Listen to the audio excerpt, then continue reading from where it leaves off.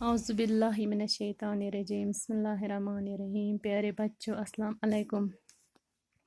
تاریخ 2 اگست 2020 مضمون اردو گرامر جماعت 3 موضوع فعل یعنی ورب انگلش پٲٹھۍ ونان اتھ ورب کٲم ییٚلہِ تہِ أسۍ کانٛہہ کٲم کرو تتھ چھِ ونان فعل انگلش پٲٹھۍ ونان ورب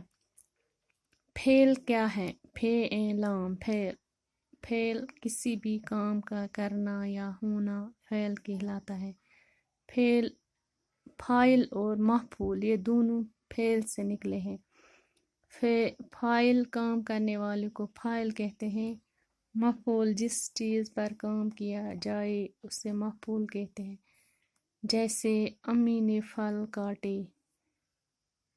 یہاں پہ امی جو ہے فاعل ہے پھل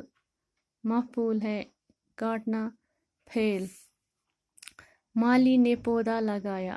مالی یہاں پہ فاعل ہے پودا ہے جس پر کام کیا گیا ہو مفعول ہے لگانا فعل اردو جملوں میں پہلے فاعل اس کے بعد مفعول اور آخر میں فعل آتا ہے وہ لڑکی پھل توڑ رہی ہے لڑکی فاعل پھل مفعول توڑنا فعل فعل کی قسمیں فعل کی 3 قسمیں ہیں فعل متعدی فعل لازم فعل ناقص فعل متعدی جس جملے میں فعل بھی ہو مفعول بھی ہو اور جس جملے میں فاعل بھی ہو مفعول بھی ہو اور فعل بھی اس کو ہم فعل متعدی کہتے ہیں جس میں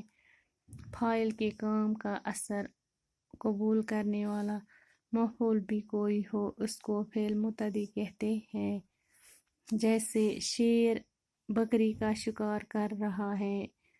یہاں پہ شیر جو ہے فاعل ہے بکری مفعول اور شکار فعل سعیدہ کھانا پکا رہی ہے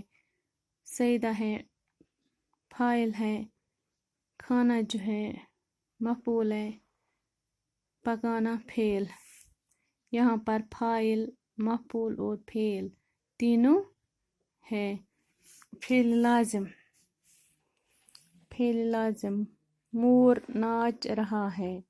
جو کر ہنسا یہاں پر صرف فاعل اور فعل ہے یہاں پر مور کے ناچنے کا اثر صرف مور پر ہی پڑ رہا ہے مور سے شروع ہوتا ہے مور پر ہی ختم ہوتا ہے مور کے ناچنے کا اثر کسی پر بھی نہیں پڑ رہا ہے یہاں پر مور اور ناچ ہے جس جملے میں فاعل اور فعل ہو اس کو فعل لازم کہتے ہیں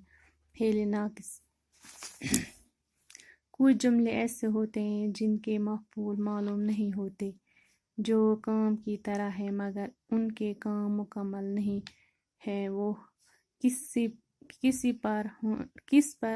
پر ہونے والی حالت کو ظاہر کرتے ہیں جیسے ہو رہا ہونا ہو گیا رشید بیمار ہوا وہ پاگل ہو گیا میں گھنٹوں بولتا رہا یہ تینوں جملے فعل ناقص ہیں باقی وسلام